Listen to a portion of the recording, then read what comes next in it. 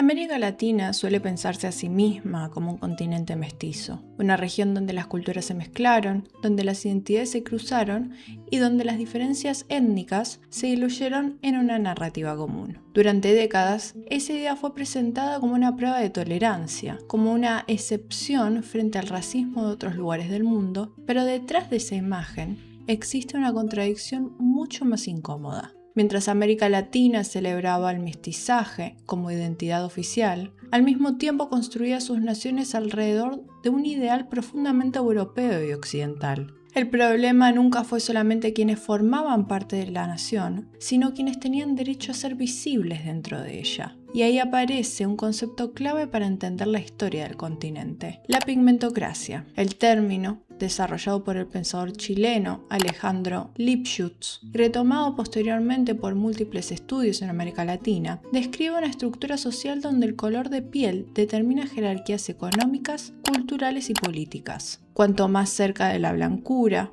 mayor acceso al poder, al prestigio y a la representación. Cuanto más cerca de la negritud o lo indígena, mayor proximidad a la marginalidad. La colonia terminó oficialmente, pero ciertas lógicas permanecieron intactas. En muchos países latinoamericanos, especialmente a finales del siglo XIX y comienzos del XX, la inmigración europea fue promovida como símbolo de progreso, mientras las poblaciones afrodescendientes e indígenas eran progresivamente expulsadas del relato moderno del continente. No se trataba solamente de expulsión social, sino que también era una política de imagen. La académica Mónica Moreno Figueroa explica que el mestizaje funcionó muchas veces como una ideología de invisibilización. Si todos somos mestizos, entonces el racismo aparentemente deja de existir, pero esa narrativa ocultaba algo fundamental. No todas las mezclas tenían el mismo valor simbólico. En países como Argentina o Uruguay, las categorías de negro y pardo comenzaron a desaparecer progresivamente de los censos oficiales durante los siglos XIX y XX. La nación empezó a narrarse a sí misma como blanca y europea, incluso cuando las poblaciones afrodescendientes seguían existiendo. Por ejemplo, la historiadora Erika Edwards ha mostrado cómo muchas mujeres afroargentinas fueron absorbidas dentro de los relatos familiares blanqueados, borrando deliberadamente la presencia negra para sostener el mito de una Argentina sin afrodescendientes. La invisibilidad también puede ser una tecnología del poder, porque desaparecer de las imágenes oficiales significa perder el derecho a ser reconocido dentro de la historia, y el arte tuvo un rol central en este proceso. Desde la colonia, gran parte de las representaciones visuales latinoamericanas ayudaron a organizar étnicamente el continente. En las pinturas de castas producidas en México y Perú durante el siglo XVIII, los cuerpos eran clasificados según mezclas étnicas específicas: mestizos, mulatos, castizos, zambos. El arte funcionaba como una especie de catálogo biopolítico donde cada cuerpo debía ocupar un lugar preciso dentro de la jerarquía colonial. Y la pintura ayudaba a ordenarla. El cuerpo afrodescendiente aparecía generalmente reducido a dos funciones posibles: mano de obra o exotismo. El sujeto negro era mostrado trabajando, sirviendo o decorando la escena colonial como símbolo pintoresco de una alteridad controlada. Incluso en tradiciones posteriores, como el costumbrismo latinoamericano, donde artistas como Pancho Fierro retrataron escenas populares afroperuanas, muchas veces la negritud aparecía convertida en color local, en curiosidad visual o en espectáculo folclórico antes que en experiencia política autónoma. Aunque las instituciones intentaron borrar o domesticar la presencia afrodescendiente, algo siempre sobrevivió en el ritmo, en el carnaval, en la religión, en el cuerpo y en ciertas formas de usar el color, el movimiento o la espiritualidad. La diáspora africana en América Latina se transformó. Entonces, ¿qué pasa con las imágenes de una cultura que fue obligada a desaparecer?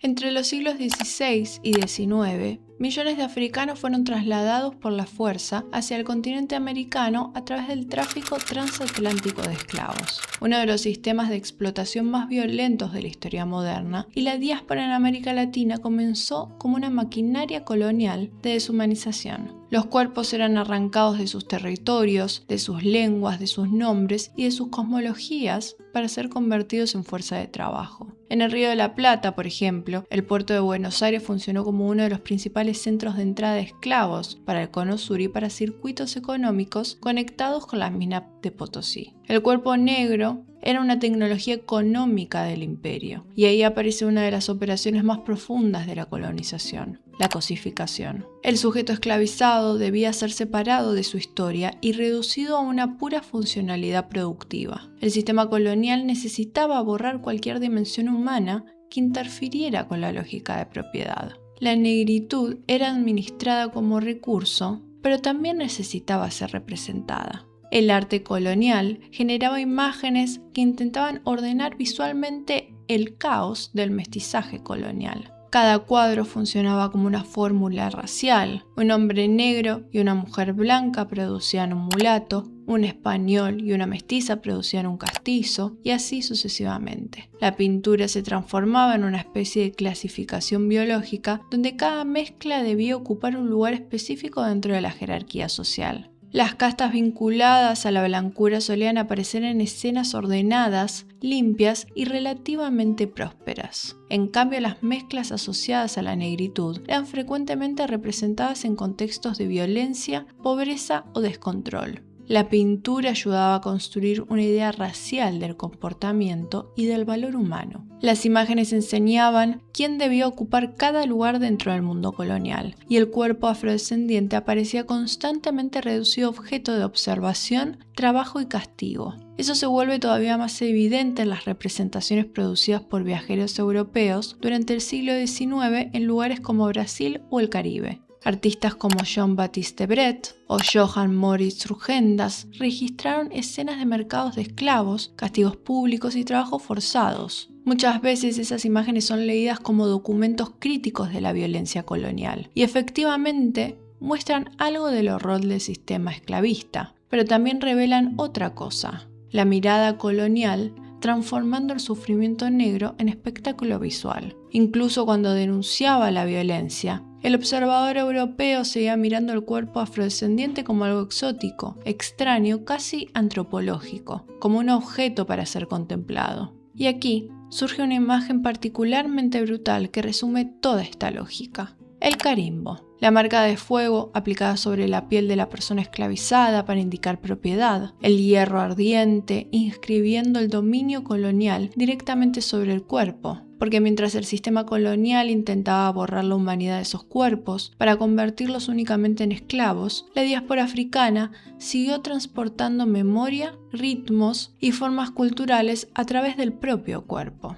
En Brasil, el país que recibió la mayor cantidad de africanos esclavizados y el último de América en abolir oficialmente la esclavitud en 1888, esa tensión se vuelve especialmente visible, porque la violencia colonial dejó marcas profundas en la estructura racial brasileña, pero también produjo una de las culturas afrodescendientes más potentes del continente. Y muchos artistas contemporáneos han vuelto sobre esa historia para mostrar que el pasado colonial nunca desapareció del todo. La obra de Sidney Amaral, por ejemplo, utiliza cadenas, objetos de tortura y símbolos de la esclavitud para conectar directamente el colonialismo con el racismo contemporáneo. Sus pinturas muestran cuerpos negros atravesados por el peso de una historia que todavía continúa actuando sobre el presente. En el momento en que el arte deja de retratar vidas y comienza a organizar cuerpos dentro de una jerarquía visual del poder, pero incluso dentro de ese intento brutal de reducción, algo permaneció vivo.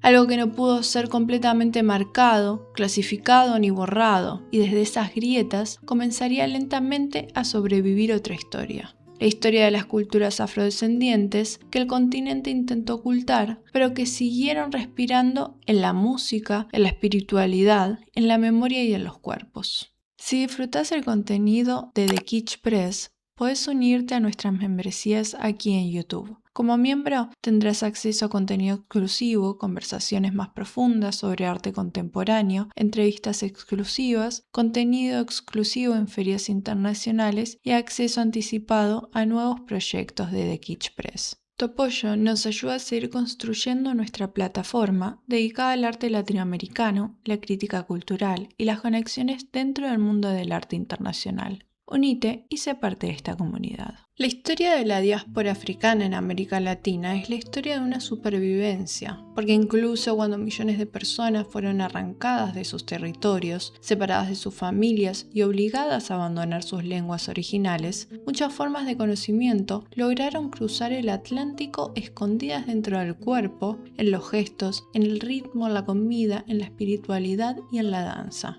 La colonia intentó destruir culturas enteras, pero nunca logró controlarlas todas. Y una de las estrategias más poderosas de resistencia fue el sincretismo, como una sofisticada tecnología de supervivencia cultural. En América Latina, la religión afrodescendiente tuvo que aprender a camuflarse para seguir existiendo. Las deidades africanas fueron asociadas con santos católicos para evitar la persecución colonial. Los orillas yorubas encontraron nuevas máscaras visuales dentro de la iconografía cristiana. Detrás de cada santo impuesto por la colonia sobrevivía otra presencia, otro nombre, otro ritual y otra memoria. En Cuba y el Caribe, la santería mantuvo viva gran parte de la cosmovisión yoruba a través de ese sistema de equivalencias simbólicas.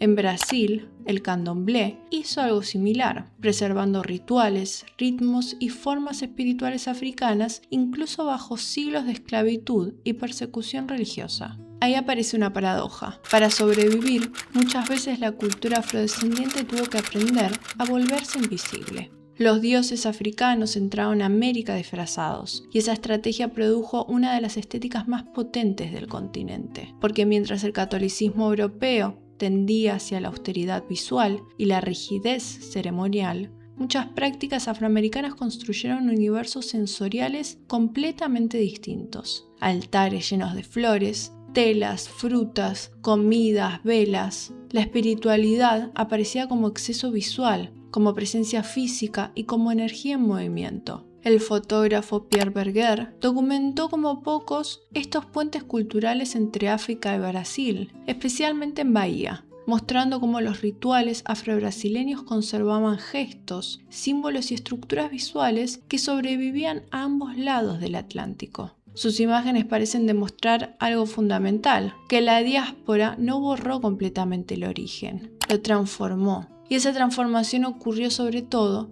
en el cuerpo.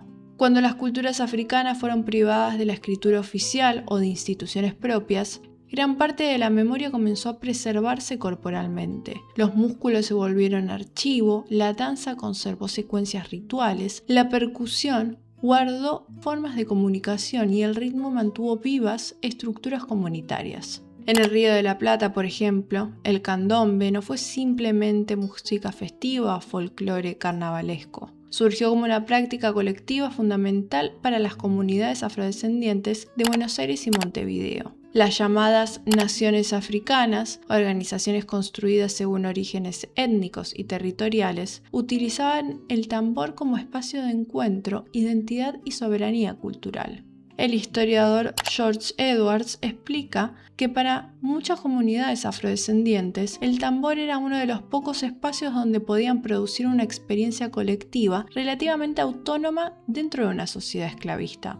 La percusión funcionaba como un territorio propio, como una forma de seguir existiendo juntos, y eso se percibe especialmente en la polirritmia característica de muchas músicas afroamericanas. Múltiples ritmos superpuestos, chocando y dialogando al mismo tiempo. Hay algo profundamente anticolonial en esa lógica, porque mientras el poder colonial intentaba clasificar, simplificar y jerarquizar los cuerpos, la música afrodescendiente respondía desde la multiplicidad y el movimiento constante. Esa energía explota visualmente en el carnaval. La capacidad de transformar la violencia histórica en potencia cultural sin perder la memoria de esa violencia. En gran parte del arte afrodescendiente contemporáneo en América Latina, la gran pregunta ya no es solamente cómo denunciar la violencia del pasado, sino cómo construir una memoria que fue fragmentada. Porque la diáspora no desplazó solo cuerpos, también rompió genealogías, separó familias, borró apellidos, interrumpió lenguas, destruyó archivos y durante siglos gran parte de las imágenes sobre las personas negras fueron producidas por otros. Por eso muchos artistas afrolatinas contemporáneas comenzaron a trabajar desde la intimidad, los álbumes familiares, desde el cabello, la tela, desde las heridas pequeñas que la historia oficial nunca registró. Ahí aparece Rosanna Paulino. La obra de Paulino parece operar constantemente sobre una tensión entre violencia y reparación. Utiliza fotografías antiguas de mujeres negras, muchas veces tomadas de archivos familiares o inspiradas en imágenes científicas del siglo XIX, y las interviene con costuras, bordados, suturas sobre la tela, pero esa costura no tiene nada de decorativo, sino que son heridas.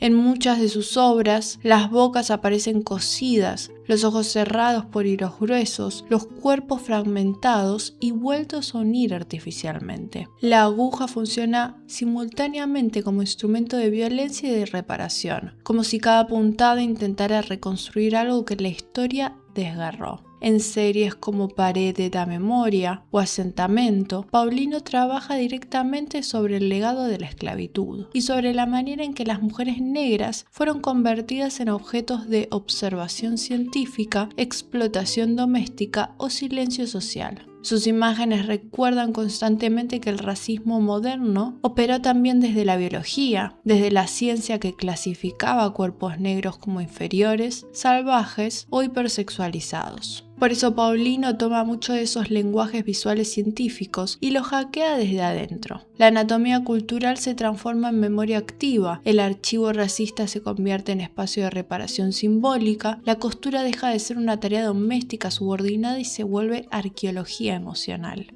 Mientras el colonialismo intentaba fragmentar identidades y convertir personas en piezas intercambiables, Paulino responde reconstruyendo vínculos, volviendo a unir cuerpos, rostros e historias que habían sido separadas por siglos de violencia racial. Y en esa reconstrucción, el cuerpo vuelve a funcionar como archivo. Algo similar ocurre en la obra de María Magdalena Campos Pons, aunque desde una sensibilidad completamente distinta. Campos Pons trabaja desde la experiencia del cuerpo y la diáspora cubana, utilizando fotografía, performance y objetos rituales para explorar cómo la memoria sobrevive a través del cuerpo. Sus obras parecen moverse constantemente entre lo íntimo y lo espiritual, y uno de sus elementos más importantes es el cabello. Para Campos Pons, el cabello afro es un lenguaje, un mapa genealógico, una estructura donde sobreviven memorias ancestrales de África, del Caribe y del desplazamiento contemporáneo. Las trenzas funcionan casi como líneas de conexión entre territorios separados por el Atlántico, como hilos capaces de unir tiempos distintos. En muchas de sus fotografías de gran formato y performance, su propio cuerpo aparece convertido en territorio simbólico donde conviven múltiples historias: la esclavitud, la migración, la espiritualidad, la maternidad y el exilio.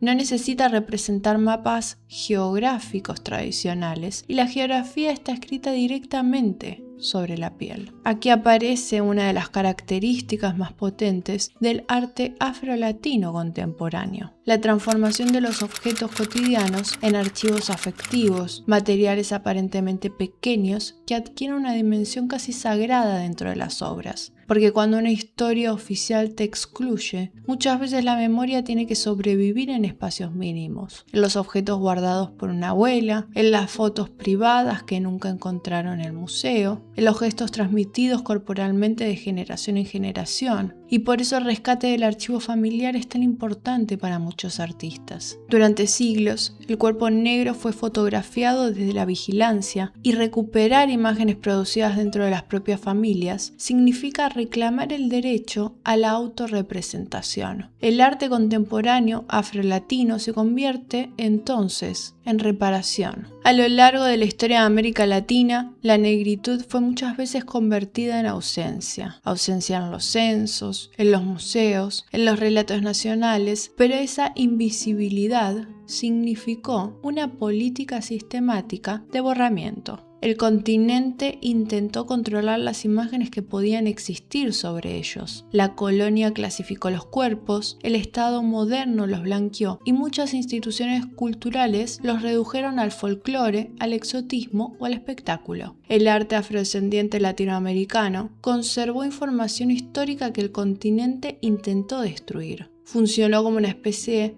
de disco rígido emocional y cultural donde sobrevivieron memorias que la historia escrita no quiso preservar. Por eso, muchas de estas obras comentadas en este video trabajan con reparación, porque construir archivo afrodescendiente significa modificar el presente, permitir que América Latina pueda reconocerse a sí misma de una forma menos mutilada y menos colonial. Reconocer que gran parte de la identidad visual, musical y espiritual del continente fue sostenida precisamente por aquellas comunidades que durante siglos fueron obligadas a ocupar los márgenes. La verdadera potencia política de todo este arte está en volver visible aquello que el poder necesitó esconder para construir su relato.